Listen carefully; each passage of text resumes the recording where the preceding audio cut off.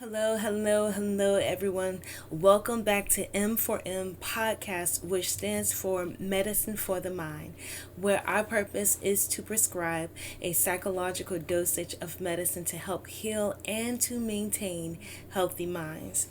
Today, our episode is entitled Saying No to Silence. I want to start this one off a little different. I actually had a dream that caused me to, it submerged me into the world of others. And this was a big one, so I just want you all to listen up to this one. And I wrote it down, so if I'm looking down, that's what I'm looking at, guys. I had this dream last week. I woke up crying hysterically, and I couldn't shake what I was feeling when I woke up. So in the dream, my family and we were at this church reception hall, and I don't know what the celebration was for, but it was a lot of the members that belonged to that particular church. They were there. And then it was this bishop that was there, and majority, if not all of his family was there as well. So in this reception hall, I went over to the vending machines to get a drink or something out of the vending machine. And while I was there, I will say to the right hand side of the vending machine, there was a booth. And the bishop's grandson was sitting in that booth. So I proceeded to the vending machine to get a drink or whatever.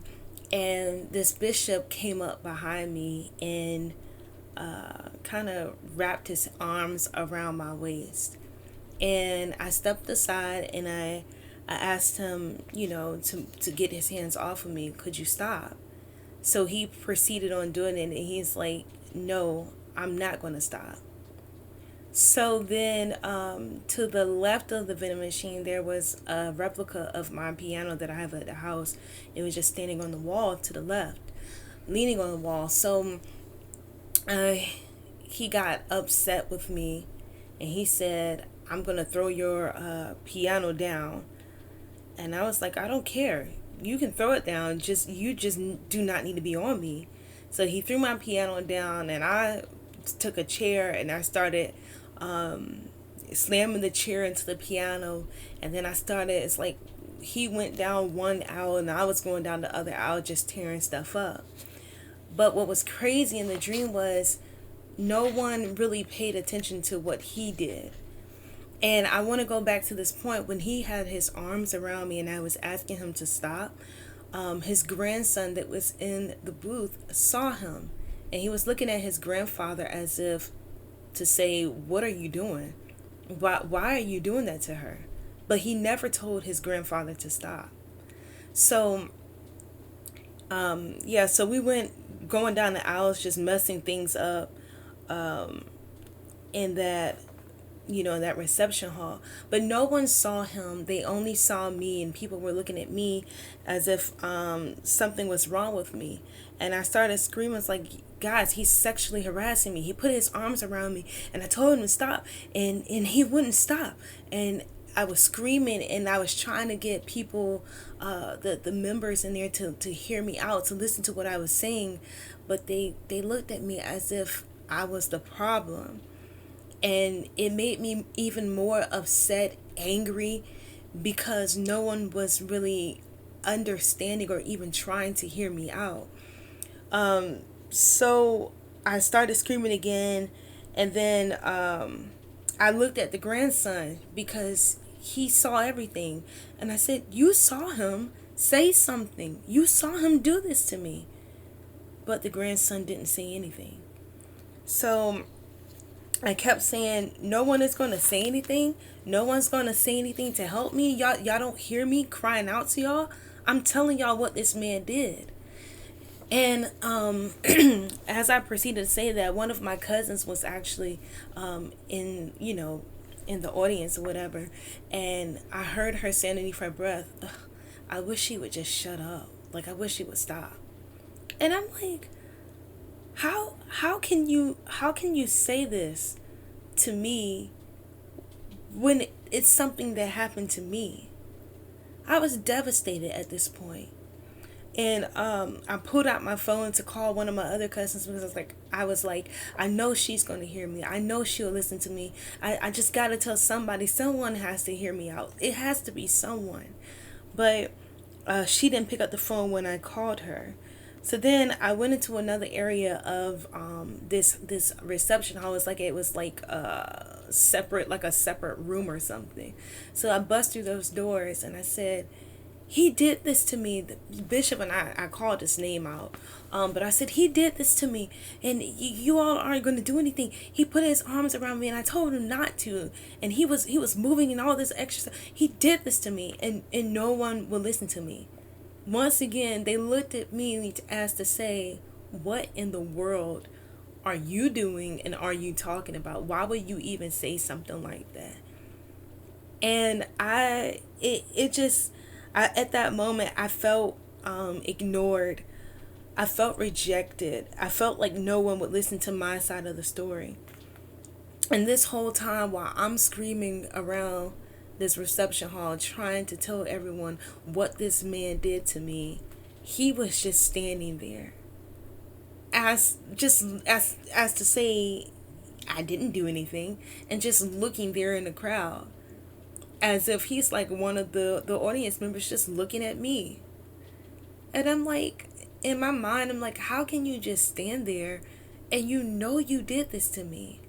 And I knew at that moment he wasn't going to confess to it because he's a bishop. He holds a position, right? So at this moment, my family had gotten up and we all proceeded to leave.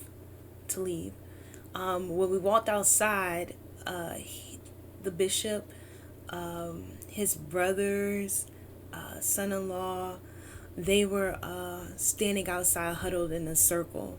And it had to have been about 10, 12 guys out there standing in a circle. And we had to walk a certain way. And the way our car was, I'll say, we had to pass them. So on our way going to our car, his brother stops us and he says, hey, Ashley, so since we're in the state of Georgia, you can go ahead and file a lawsuit against him. But if you do it, he said, we're going to need you to basically say that it didn't happen. So I was confused. I'm like, you want me to file the lawsuit, but at the same token, you want me to cover it up and say, no, nothing happened? I said, that defeats the purpose of me even doing it. So somehow we ended up in this bishop's car. It was the bishop that was driving. His wife was in the front seat. It was a three-row SUV. And my mom and dad was in the middle section in the back, and then I was in the way back section. So they were supposed to be giving us a ride to our car because I guess we parked far away from the reception hall place. So we got in the car, and the bishop was quiet while he was driving. And he proceeded to drive, and he drove past where our car was. And I was like, Mom, I said, do you think he's going to kill us to keep us quiet or something? And she was like, no, I don't think that's going to happen. I said, but he passed where we parked it, like. And then I tried to get my brother-in-law's attention because he has a firearm, and say, hey, we need you to, be ready just in case, because I don't know what's about to happen. So we ended up driving up to this hotel, and I remember the colors of the hotel was red and blue on the walls of the hotel. And when we got to this hotel, I told my family to move quickly. You guys, we gotta hurry up and get out of this car because I don't know what he's gonna do, because at that time the car was still running. So we get to the hotel. And when you drive up to the hotel, normally the passenger side is facing the entrance of the hotel. So My family proceeded to get out the car, and my dad, he waited outside the hotel doors. He was waiting for my family. He said, "You all go in and go sit at the booth and wait, just wait there." He wanted to keep us all together. And so my family went out, and I was the last one coming out, and my shoe kind of slipped off, so I was trying to fix my shoe. And the bishop was standing right next to the door, and he was saying, yeah, I see you're not moving fast enough. Like you told everybody to move fast. I see you're not moving fast enough. And kind of trying to mock me. And I ignored him. Then the bishop walked inside the hotel, and my dad followed him in. And I guess my dad felt that if he had eyes on him, then we would be safe. So he locked the doors. His wife was getting out the car. His wife and I were the last two people out the car. And so I get out the car, and she called my name. And then she said she has a nickname for me. She called me by that nickname. And I was hesitant to go to her because I said, no one heard me. No one listened to me. This is your husband. I honestly don't want to hear anything that you have to say to me. And I didn't say that to her. I was silent because I didn't know what she was going to say to me. So I get out the car, and she reaches out her hand or whatever while we're out on the sidewalk. She reaches out her hand to me, and she apologized for what her husband did to me. And I broke down crying. She was crying. And she had told me that she listened to my podcast, ironically. And she said that God is using me. And there's some people out here that needed to hear what I had to tell them. And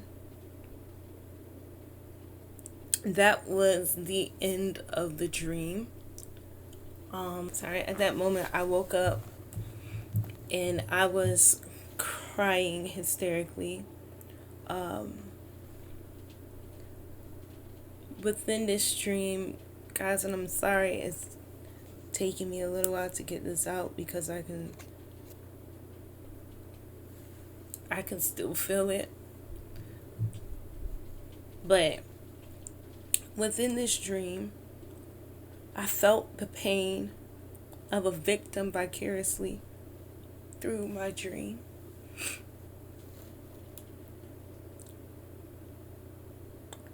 And I felt it. When I woke up, I felt this. I felt like that was something that really happened to me. And I still felt rejected. I felt alone. I felt shame. I felt humiliation.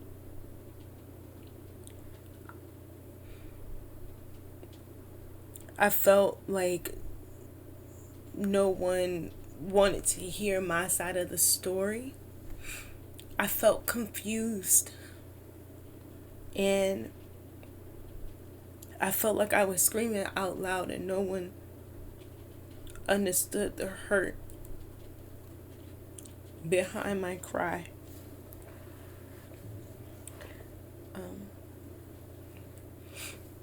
I was looked at as if I was the problem,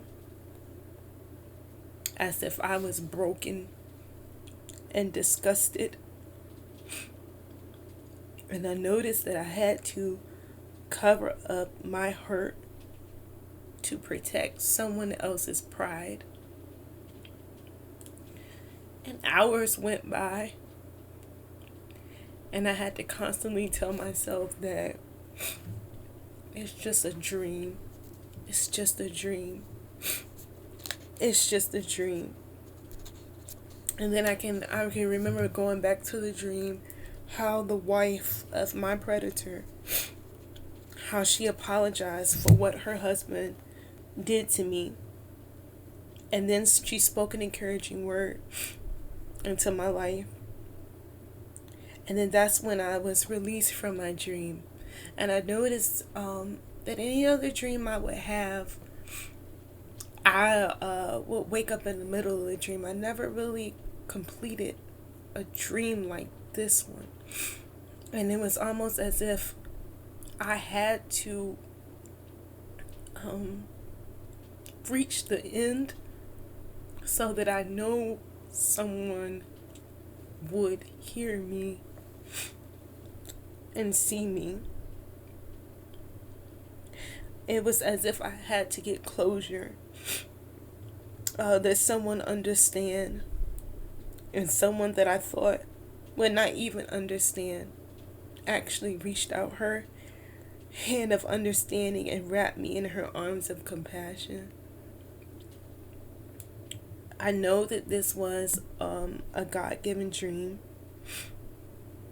And right now, I want to tell you all that I am speaking up, and I'm standing up for every woman, man, boy, or girl who has ever been sexually assaulted, sexually harassed, experienced any physical, emotional, mental abuse by anyone. I'm just telling you here that I am standing up for you, and I am speaking out for you. Although I did not experience this in reality, but my dream pushed me as close as I could be to your hurt, to your pain.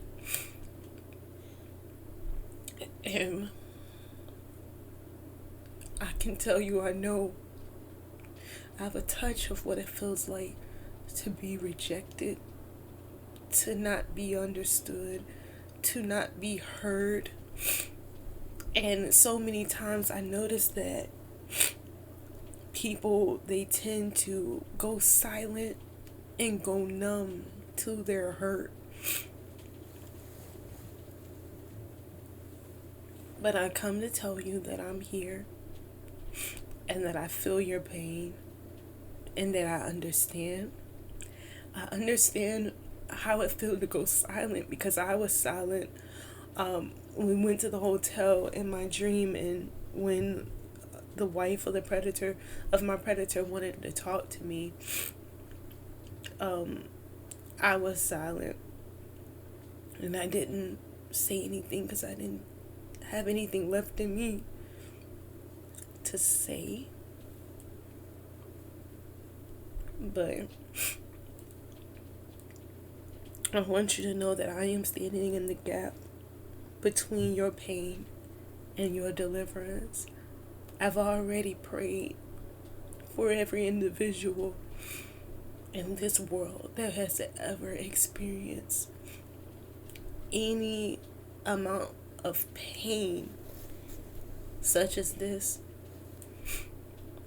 And also, I want you all to know that there is a safety zone for you. You can speak up, and you are strong. You are definitely strong. And especially the ones that keep silent are the strongest ones, because you wake up every day, you go through life knowing that that happened to you, and you haven't said anything to anyone. That's strong. And I believe that you have the strength to speak up. And if it happened to you, go seek out help. Pray. Go see a therapist. Go see a psychologist. Do what you have to do to release yourself from this pain. And I also notice with any type of hurt that people have caused, whether it be this situation or any other situation that you experience, I noticed that pain and hurt is still linked to unforgiveness. So if you haven't forgiven the person that has done something to you, that means that you are still carrying that pain, and you're still carrying that hurt. And I want you all to just pray this simple prayer. And it's so simple and small. It just says, God, Help me to forgive those that have done wrong towards me. Allow me to see them as you see them, and not as the hurt that they caused me. I know it's going to take some time to forgive whoever has done anything to you that hurt you. And I know it's going to take some time to fully forgive them. But it's freedom waiting for you on the other side. It's peace waiting for you on the other side of forgiving that person. And there's strength waiting for you once you speak up. So today, I'm closing out, and I just want you all to say no to silence. There's power in your voice, there's strength, and you can do it. You can speak up. There are people here to listen to you. There is a safety net, and you're not alone. There are so many victims around this world that are silent, but you can speak up. And I'm praying that God gives you the strength to speak up against anything or anyone that has caused you hurt or pain. Any abuser that's out there, speak up against them. You have the strength. I hope you all have an amazing day. And thank you once again for tuning in to M4M Podcast. Love you guys.